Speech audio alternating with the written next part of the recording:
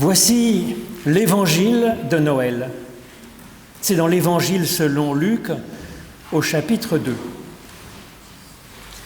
Le temps où Marie devait accoucher arriva, et elle mit au monde son fils premier-né. Elle l'emmaillota et l'installa dans une mangeoire, parce qu'il n'y avait pas de place pour eux dans la salle. Il y avait dans cette même région des bergers qui passaient dans les champs les veilles de la nuit pour garder leurs troupeaux. L'ange du Seigneur survint devant eux, et la gloire du Seigneur se mit à briller tout autour d'eux. Ils furent saisis d'une grande crainte, mais l'ange leur dit : « N'ayez pas peur, car je vous annonce la bonne nouvelle, celle d'une grande joie qui sera pour tout le peuple. Aujourd'hui, dans la ville de David, il vous est né un sauveur qui est le Christ, le Seigneur. » Et Jésus progressait en sagesse, en stature et en grâce auprès de Dieu et des humains. Christ est notre Pâque.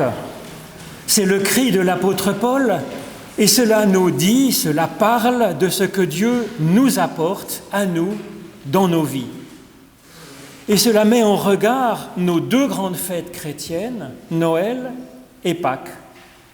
Ce qui se retrouve dans bien des sculptures et peintures chrétiennes, comme celle que je vous ai proposée sur la première page de ce livret, qui met en regard donc l'annonciation à Marie et puis la naissance de Jésus d'un côté, et de l'autre Jésus maltraité et crucifié de l'autre. Mais on le retrouve dans presque tous les retables qui étaient dans les églises chrétiennes.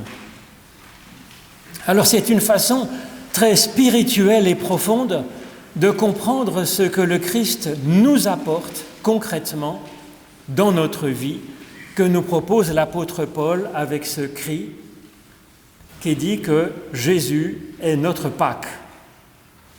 Alors, pour essayer de comprendre ce qu'il veut dire par là, j'ai sélectionné deux textes dans les lettres de Paul, d'abord celle aux Romains. « Ignorez-vous que nous tous qui avons reçu le baptême de Jésus-Christ, c'est le baptême de sa mort que nous avons reçu. Et par ce baptême de la mort, nous avons donc été ensevelis avec lui, afin que, comme le Christ s'est réveillé d'entre les morts, a été ressuscité d'entre les morts par la gloire du Père, de même nous aussi, nous marchions sous le régime nouveau de la vie. En effet, si nous avons été assimilés à lui par une mort semblable à la sienne, nous le serons aussi par une résurrection semblable à la sienne. » Et dans la première lettre aux Corinthiens, quelque chose d'encore un peu plus surréaliste, mais que nous verrons tout à l'heure. « Frères et sœurs, je ne veux pas que vous l'ignoriez. Nos aïeux ont tous été sous la nuée, sont tous passés au travers de la mer. Ils ont tous reçu le baptême de Moïse dans la nuée et dans la mer. Ils ont tous mangé la même nourriture spirituelle, ils ont tous bu le même breuvage spirituel. Ils buvaient en effet à un rocher spirituel qui les suivait dans le désert, et ce rocher, c'était le Christ. Alors je ne vous parle pas, je vous parle comme à des personnes raisonnables. Jugez vous-même de ce que je dis. La coupe de bénédiction sur laquelle nous prononçons la bénédiction, n'est-ce pas une communion au sang du Christ ? Et le pain que nous rompons, n'est-ce pas une communion au corps du Christ ? Et puisqu'il y a un seul pain, nous, la multitude, nous sommes un seul corps, car nous partageons tous le même pain. Ô Éternel, par l'étude de nos Écritures anciennes, ouvre-nous maintenant à ton souffle, un souffle de naissance à une vie nouvelle, à ton souffle de résurrection et de vie, à ton souffle de bonté, au nom de Jésus-Christ. Amen. Voici donc la bonne nouvelle de Noël. Christ est notre Pâque. Il apparaît, il vient au monde pour nous. Alors de quoi est-ce que Paul parle quand il dit cela ? Pâques, c'est le grand récit de la Bible qui dit comment Dieu nous libère, nous arrache à ce qui nous rend esclaves, à ce qui nous enferme. Et il nous fait avancer donc vers la liberté, vers la vie, vers l'épanouissement de notre personnalité, de notre âme. Alors c'est précieux car c'est pas évident d'être une personne libre, loin de là. Par exemple, est-ce qu'un petit enfant est libre ? Alors c'est vrai qu'il peut faire ce qu'il veut avec ses petits moyens, mais est-ce qu'il a choisi ce qu'il veut ? Pas tellement. Il est captif de son désir de l'instant. Pour être un peu plus libre, il faut toute une vie. Il faut une croissance. Il faut une maturation afin d'avoir une bonne capacité à voir clair sur le monde et puis aussi en nous-mêmes, ce qui est le plus compliqué. À saisir les situations donc avec nuance, à élaborer des choix personnels selon ce qui importe le plus pour nous dans la vie. Et enfin, et non des moindres des difficultés, arriver à suivre ce que nous avons choisi comme priorité. C'est donc tout un programme. C'est une évolution à vivre. Une personne est-elle libre de faire la guerre, d'agresser des femmes et des enfants, de détrousser ses semblables ou des entreprises ? Jésus nous dit, en parlant des soldats romains qui le crucifient, ils ne savent pas ce qu'ils font. Et ils ne feraient pas ça s'ils savaient véritablement ce qu'ils font. Et combien ils pourraient au contraire être merveilleusement utiles en agissant différemment, en embellissant le monde. Alors depuis toujours, le projet de Dieu est de nous libérer, de nous faire vivre notre Pâque, que notre sauvagerie soit ainsi débordée et que notre bonne personnalité prenne toujours un peu plus le contrôle sur notre vie, sur notre propre être. C'est ce que souligne le philosophe Paul Ricoeur à la fin de sa vie, dans un entretien. Il nous dit quelque chose qui est un peu son testament spirituel, dans un sens. Il nous dit « Personnellement, je crois de plus en plus que la grande question qui doit travailler la communauté des croyants, sa vocation, c'est comment libérer le fond de bonté de l'humain. Il y a tellement de malheur, de désespérance, de violence, qu'il faut rassembler tous les petits bonheurs, tous les signes de bonté contre une tradition de culpabilisation. Ne faudrait-il pas essayer vraiment maintenant de libérer la bonté, de découvrir ce fond de bonté qui n'a jamais été complètement effacé par le mal ? Eh bien, quand Paul parle ainsi, Christ est notre Pâque, eh bien, c'est dans la culture biblique cela dont il parle. Christ libère notre fond de bonté, de tout ce qui l'étouffe. Le récit biblique de la Pâque parle de cela, et c'est un récit à vivre en fait. Notre propre fond de bonté est figuré par le peuple hébreu. Et notre sauvagerie, elle est figurée par les soldats du Pharaon qui empêchent les Hébreux de s'échapper, de vivre. Alors c'est aujourd'hui Noël, c'est le récit d'un accouchement, c'est le récit d'une naissance.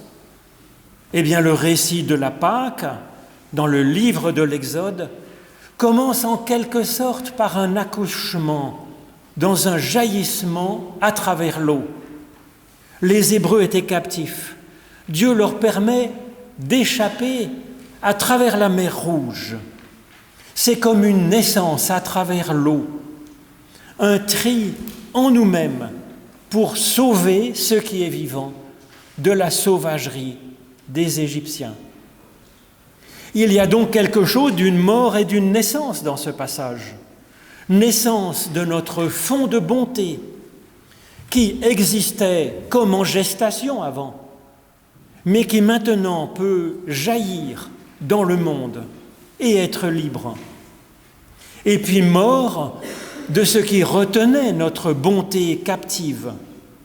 Comme le dit Ricoeur, tous trop de malheur, trop de désespérance, trop de violence. Paul nous précise le lien avec le Christ qui nous est donné en ce jour de Noël.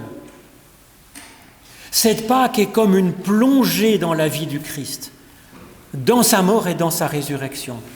C'est une démarche, c'est un processus de nouveauté de vie.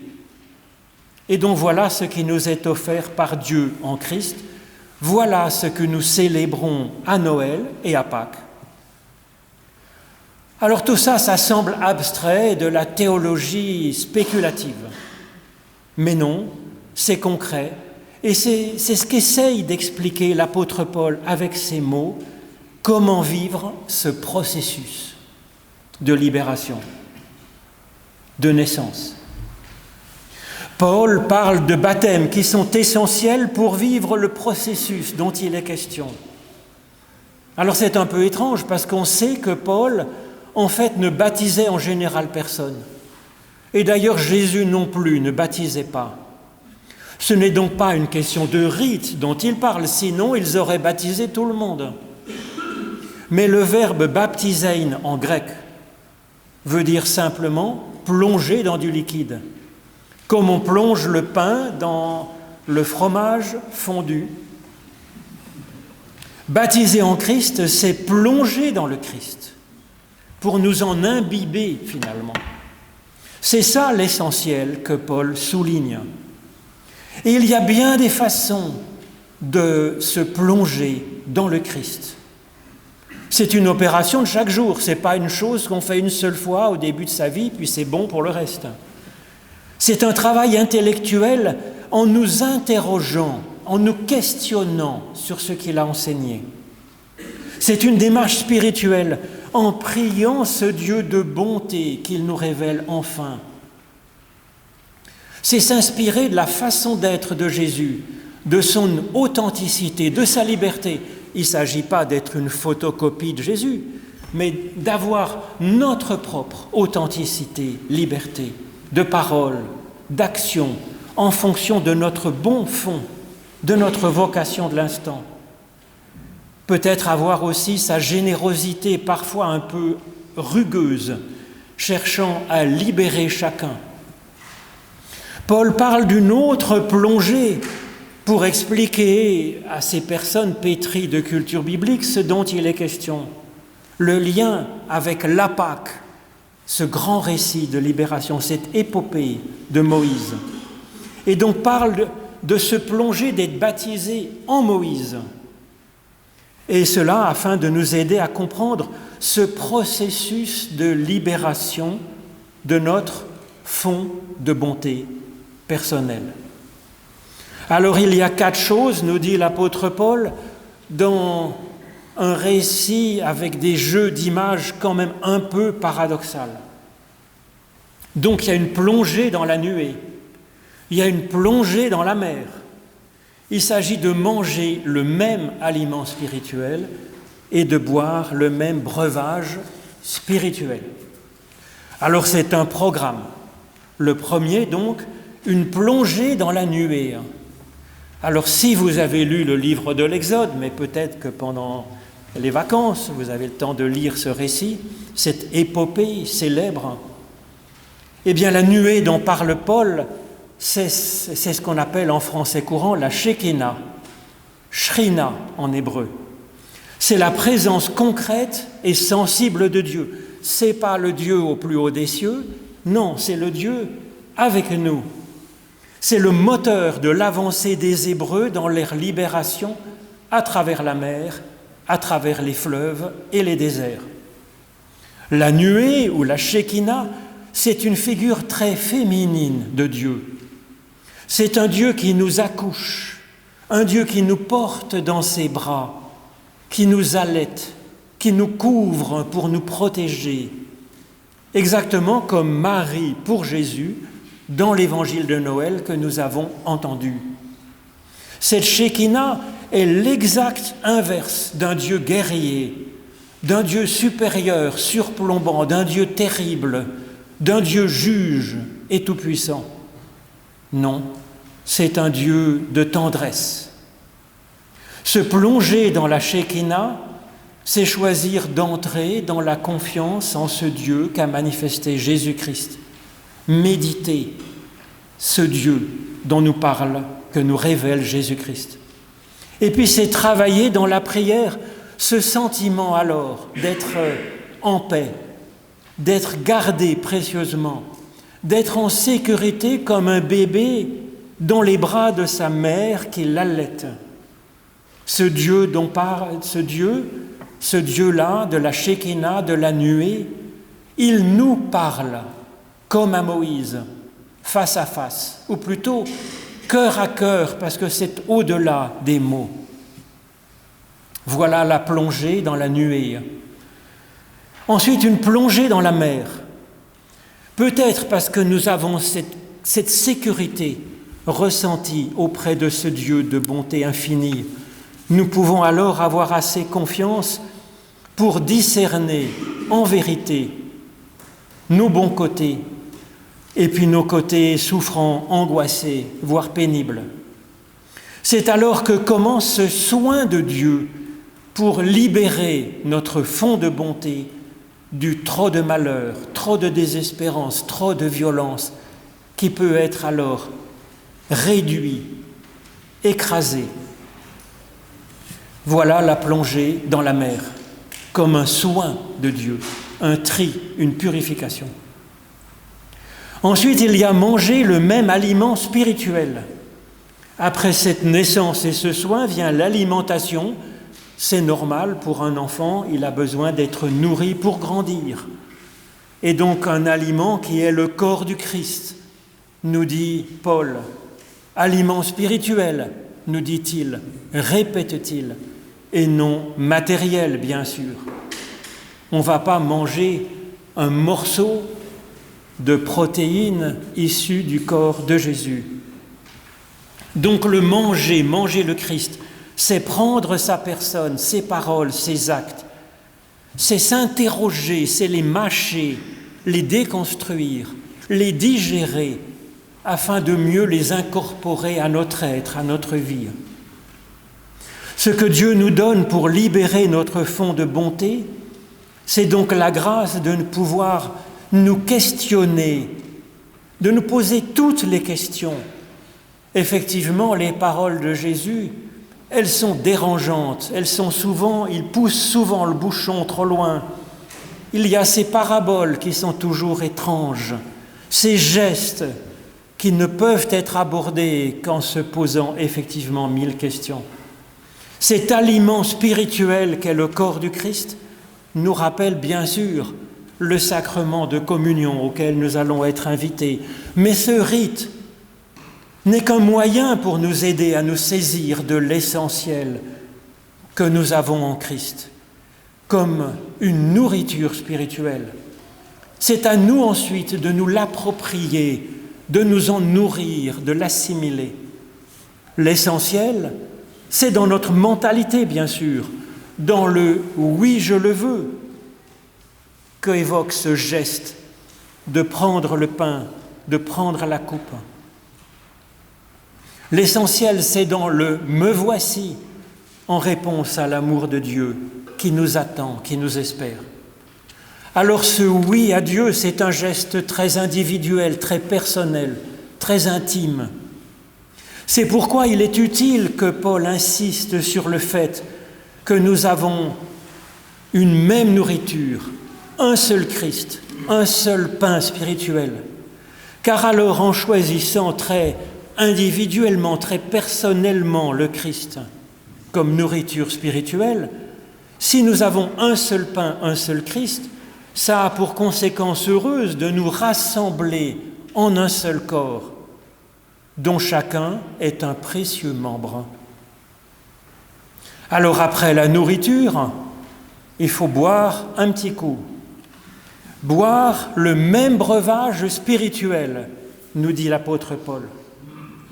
L'essence même de la prière consiste à boire à cette source qu'est Dieu, à lui demander son esprit, qui est notre breuvage spirituel, souffle de création qui nous donne de pouvoir créer. Mais alors, où trouver cette source ? Paul nous dit que l'esprit de vie coule ici d'un rocher mobile qui nous accompagne dans notre cheminement et que ce rocher mobile, qui est en même temps une source, c'est le Christ. Donc c'est vrai que l'image est quand même assez surréaliste, mais elle est parlante, car le rocher, c'est dans la Bible la figure de Dieu comme la fondation solide, le roc, parce qu'il est fidèle et qu'il ne nous abandonnera pas. Donc, Christ nous donne le modèle d'une vie bâtie sur ce roc de la confiance que nous pouvons avoir en Dieu, confiance inébranlable, quoi que nous ayons fait, quoi que nous soyons.